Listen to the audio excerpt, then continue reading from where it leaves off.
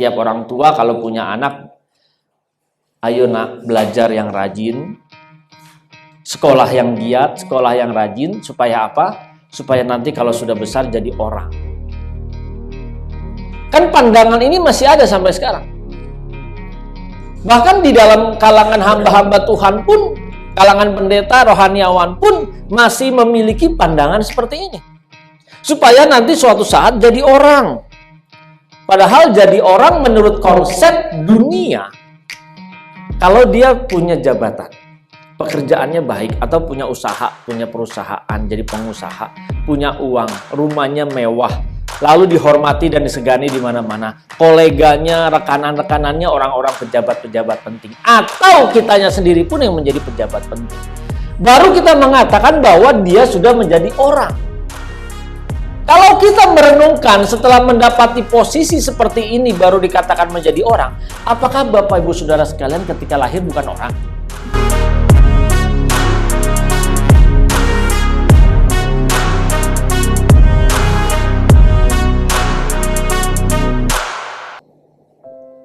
Hari ini kita masih berkumpul di tempat ini, itu semua karena anugerah Tuhan. Bapak Ibu Saudara ada di sini dalam kondisi yang fit, sehat, apapun kondisinya, ini semua masih dalam anugerah Tuhan. Amin. Kalau kita menyadari bahwa ini anugerah Tuhan, seharusnya kita mengisi hidup kita ini dengan benar. Seharusnya kita mengucap syukur bukan hanya dari ucapan dan perkataan kita, tetapi kita harus menunjukkannya melalui sikap perbuatan hidup kita sehari-hari. Kalau kita menyadari bahwa hari ini adalah mujizat dari Tuhan, kita bisa ada, karena tidak ada yang tahu, seharusnya bisa saja kita tidur dan tidak bangun kembali kan. Bisa saja seharusnya ketika kita tidur, kita bangun, ada salah satu anggota tubuh kita yang sudah tidak bisa kita gerakan. Bisa kan? Itu fakta, makanya kita harus mengucap syukur. Tapi ada sebagian orang juga mengalami bahwa hidup ini penuh dengan penderitaan. Hidup ini penuh dengan kesulitan. Banyak masalah. Masalah kemarin belum selesai, hari ini ada masalah lagi. Dan masalah-masalah yang kita hadapin sejak kita dilahirkan di dunia ini sebenarnya membuat kita terus berupaya, terus berjuang untuk dapat mengatasinya. Apapun masalah kita berbeda-beda. Tidak ada yang sama. Tapi kita berusaha dan berjuang untuk mengisinya, untuk dapat memenangkan setiap masalah itu. Bahkan kita mau hidup kita dari hari demi hari semakin lebih baik. Amin. Ada di sini yang berharap bahwa besok tidak lebih baik dari hari ini? Tidak. Pasti semua ingin besok lebih baik.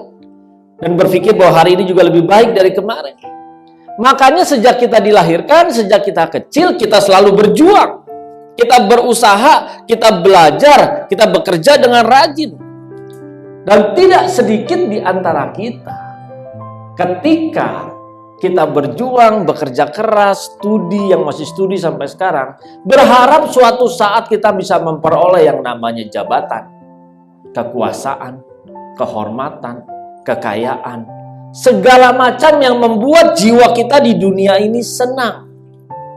Makanya kan berusaha setiap orang tua kalau punya anak, ayo nak belajar yang rajin, sekolah yang giat, sekolah yang rajin, supaya apa? Supaya nanti kalau sudah besar jadi orang.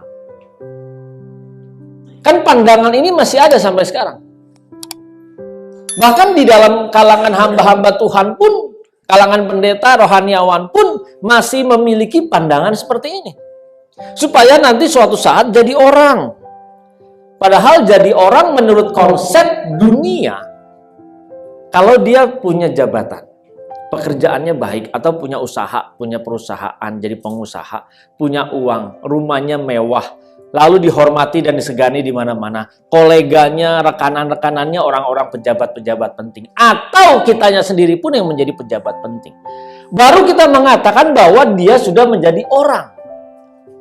Kalau kita merenungkan setelah mendapati posisi seperti ini baru dikatakan menjadi orang, apakah Bapak Ibu Saudara sekalian ketika lahir bukan orang?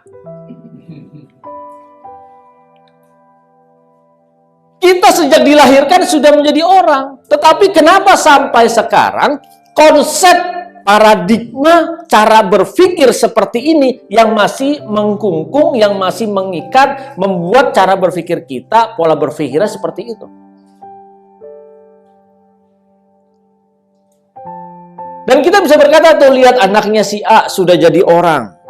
Saya sering memikirkan, berarti dia kalau lahir bukan orang ya waktu itu ya. Karena setelah dia sukses baru jadi orang. Nah inilah takarannya menurut dunia. Bahkan di kalangan rohaniawan pun, di kalangan pendeta pun, kalangan pelayanan pun, sama. Konsep ini masih dipakai. Kalau ada seseorang sudah melayani luar biasa, oh jadi pendeta terkenal, oh dia kemana-mana dikejar orang, dia sudah jadi orang. Waduh. Nah inilah konsep dunia yang menipu kita selama ini.